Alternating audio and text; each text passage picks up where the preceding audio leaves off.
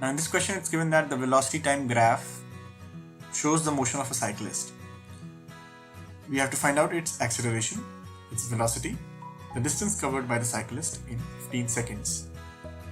Now, what all information do we get from a velocity time graph? Let's write them down. So, information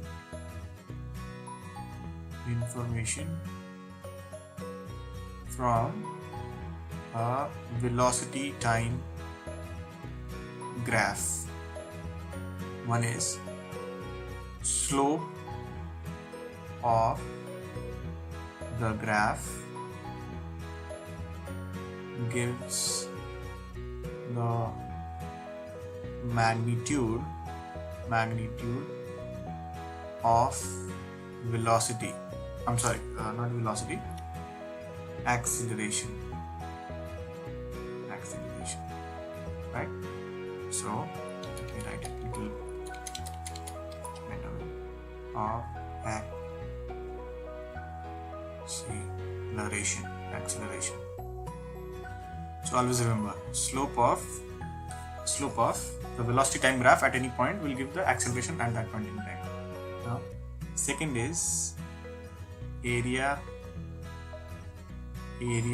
under the VT graph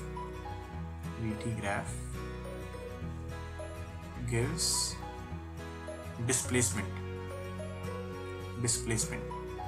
Now if the body is moving in a straight line, so in that case displacement will be equal to distance. These two vital information are there in a VT graph. Now all other informations are like corollaries to these two. Now for example, in this case, what is to be found out? Its acceleration. First is its acceleration. So how do we find out its acceleration? So acceleration is given by the slope of the graph. So slope of the graph in this case, what does slope of a graph mean? So slope of a graph is nothing but a magnitude of the inclination of the graph. So for example, what would be the slope of this graph? So it will be a measure of the inclination or the angle the graph is making with the x-axis, or in this case the time axis. This is the time axis and this is the velocity, right? So slope is given by delta v upon delta t in this case. So delta v, which is also the acceleration, isn't it?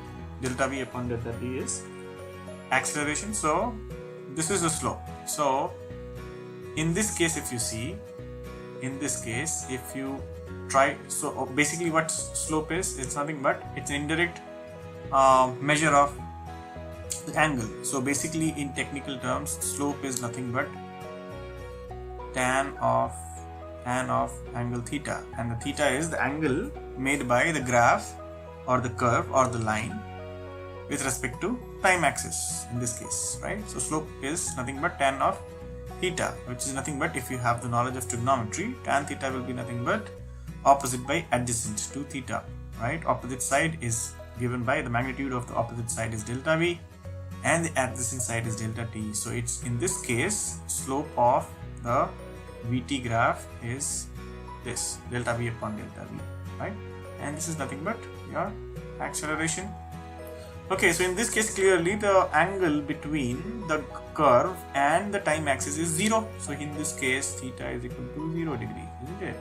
So when theta is 0, that means slope is 0. So when slope is 0, that means delta v upon delta t is equal to 0, right?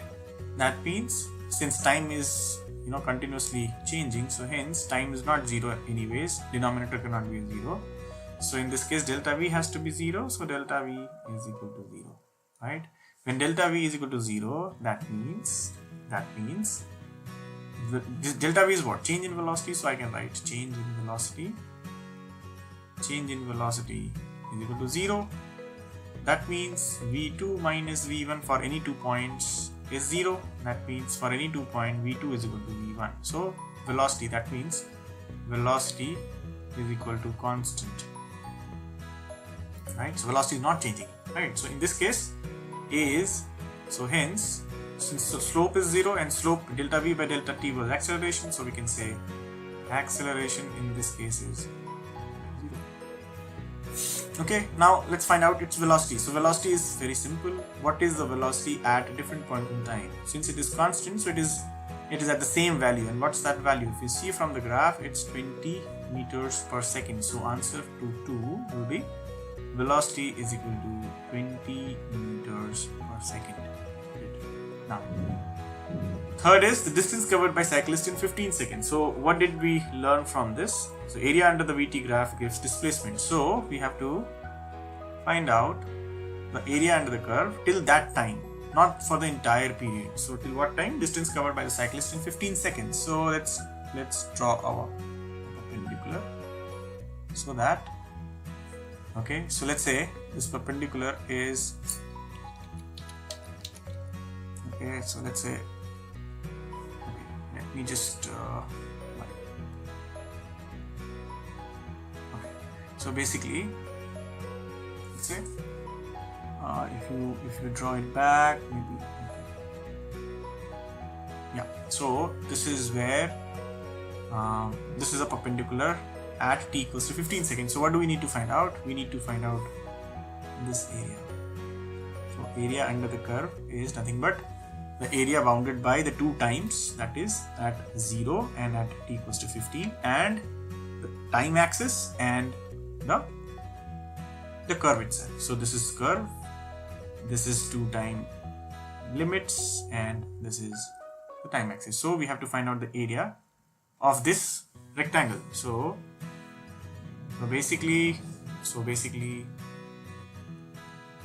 distance, mind you, in this case it's they are asking to calculate distance, which is equivalent to displacement y, because the body is moving in a straight line. Okay, now so in the straight line motion, displacement is equal to distance. So distance is nothing but area under the VT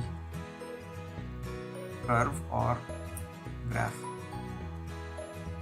Okay, so this is nothing but, if I have to label it, it's A, let's say this is point B, C and D. So area of rectangle A, B, C, D. And what will be that? Area of rectangle, we know it's length into breadth. So this is, let's say, length, so it is nothing but 20, right? And breadth would be, this is equal to 15, isn't it? So hence it is 20 meters per second into 15 seconds. So hence it is 300